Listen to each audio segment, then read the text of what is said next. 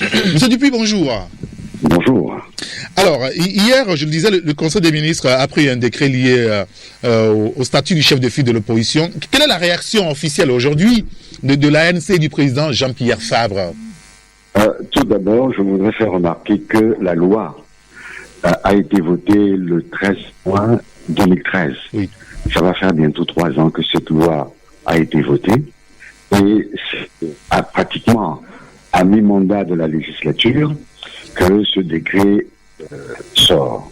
Il faut s'interroger sur cette lenteur ou cette mauvaise volonté du régime en place.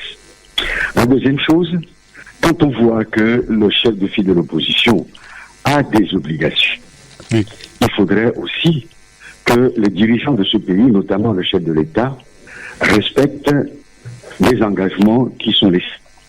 Je veux dire, l'article 74 de la Constitution, qui l'oblige à aller au moins une fois par an devant l'Assemblée nationale pour faire l'état de la nation. oui. Deuxième chose, M. Fogna-Sibé a signé un accord avec les partis politiques au lendemain de son accession au pouvoir en 2005. Et cet accord, c'est l'APG, l'accord politique global, qui prévoyait des réformes institutionnelles, constitutionnelles et locales. Jusqu'à aujourd'hui, rien n'a été fait en ce sens. Puis, son père avait signé en 2004 un accord avec l'Union européenne, ce qu'on appelait les 22 engagements, parmi lesquels il y avait les élections locales. Jusqu'à aujourd'hui, rien n'est fait.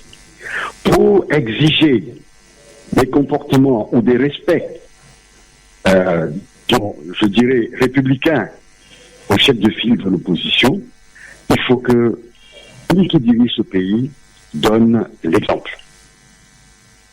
Et puis, je dois rappeler que le chef de file de l'opposition, M. Jean-Pierre Fabre, est sous le coup d'une inculpation grave. Ah oui, inculpé pour avoir mis le feu au marché d'Ara et de Lomé. Jusqu'à aujourd'hui, pour sortir du territoire national, le chef de file de l'opposition est obligé de demander l'autorisation au juge. Sans oublier nos nombreux amis qui croupissent encore en prison sans aucun jugement depuis 3 ans passés. Ceci n'est pas normal. Si M. Fogna-Sibé et le gouvernement RPT Unir veulent que les choses s'arrangent et qu'on puisse se parler, il faut que chacun respecte la loi, chacun respecte la Constitution, chacun respecte ses engagements et chacun respecte l'autre. Éric Dupuis, je représente la question. Le décret a été pris hier.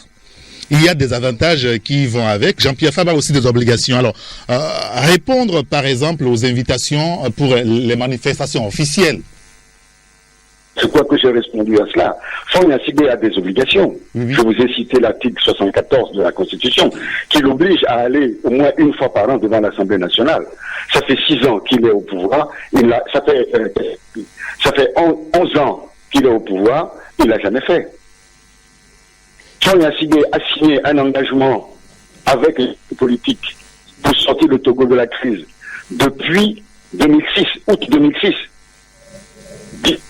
Aujourd'hui, 10 ans après, rien n'est fait. Le père de Fogna-Sibé a signé un engagement avec l'Union européenne pour que organise au Togo les élections locales pour promouvoir la démocratie à la base. Rien n'est fait jusqu'à aujourd'hui.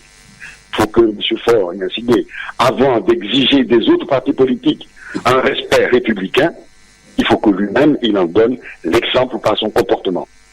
Alors, ça suppose que vous allez bénéficier des avantages liés à cette fonction, mais vous n'allez pas faire vos obligations.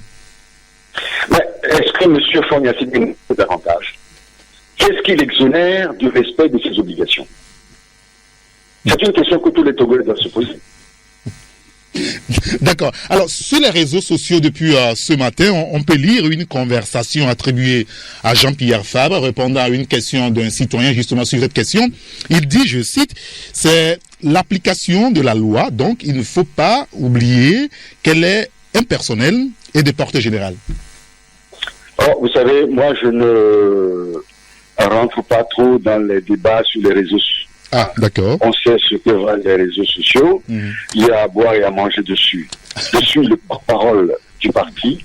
Je suis le conseiller du président, Jean-Pierre Fabre. Et je suis le responsable de la communication.